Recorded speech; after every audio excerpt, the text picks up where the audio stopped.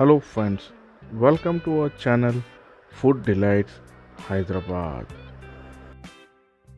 ఇవాళ మనం చాలా సింపుల్గా రుచికరమైన ఫిష్ పులుసును ఎలా తయారు చేసుకోవాలో ఈ వీడియోలో మనం చూద్దాం. ముందుగా మనం ఒక ప్యాన్ తీసుకొని దాంట్లో సరిపడా ఆయిల్ వేసుకోవాలి. ఆయిల్ వేడెక్కినాక ఇందులో కట్ చేసుకున్న పెద్ద ఆనియన్ వేసుకొని వేగనీయాలి.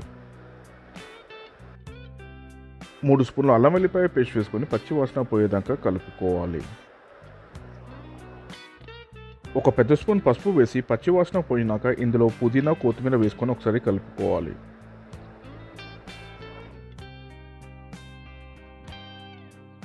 కట్ చేసిన 4 నుంచి 5 టమాటాలను మిక్సీలో వేసి ఫైన్ పేస్ట్గా తయారు చేసుకోవాలి.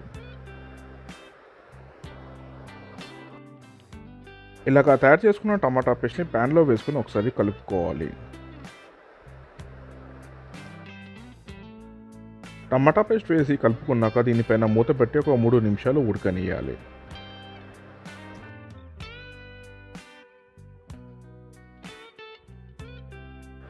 అరగంట నానబెట్టిన చింతపండుని పులుసుగా తయారు చేసుకుని దాన్ని ప్యాన్లో పోసుకొని ఒకసారి కలుపుకోవాలి.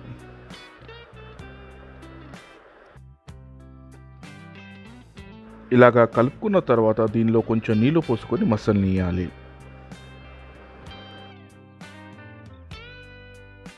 మసులుతున్న పులుసులో 4 స్పూన్ల కారం, 10 నుంచి 12 లవంగాలు, 2 దాచిన చెక్కలు, 2 స్పూన్ల మెంతి పొడి, 4 స్పూన్ల ధనియాల పొడి, 4 స్పూన్ల ఉప్పు, 4 స్పూన్ల జీలకర్ర పొడి వేసుకొని కలుపుకోవాలి. ఇలాగా అన్ని పొడులు వేసుకొని కలుపుకున్న తర్వాత మనం రెడీ చేసి పక్కన పెట్టుకున్న కొరమేన్ ఫిష్ని ఒక్కొక్కటిగా పులుసులో వేసుకోవాలి. కొరమేన్ ఫిష్ పులుసు కోసం నేను ఇక్కడ 1.5 kg కొరమేన్ ఫిష్ వాడుతున్నాను.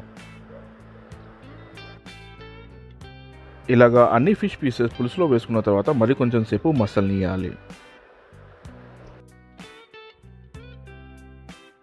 ఫిష్ పులుసు చిక్కబడిన తర్వాత దీనిపైన కొంచెం కొత్తిమీర వేసుకొని గార్నిష్ చేసుకోవాలి. ఈ విధంగా చాలా రుచికరమైన కొరమేన్ ఫిష్ పులుసుని ఇంట్లోనే చాలా ఈజీగా తయారు చేసుకోవచ్చు.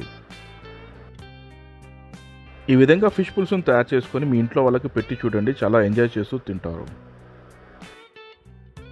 ఈ వీడియో కనుక మీకు నచ్చినట్టయితే please like, share and subscribe to our channel food delights Hyderabad.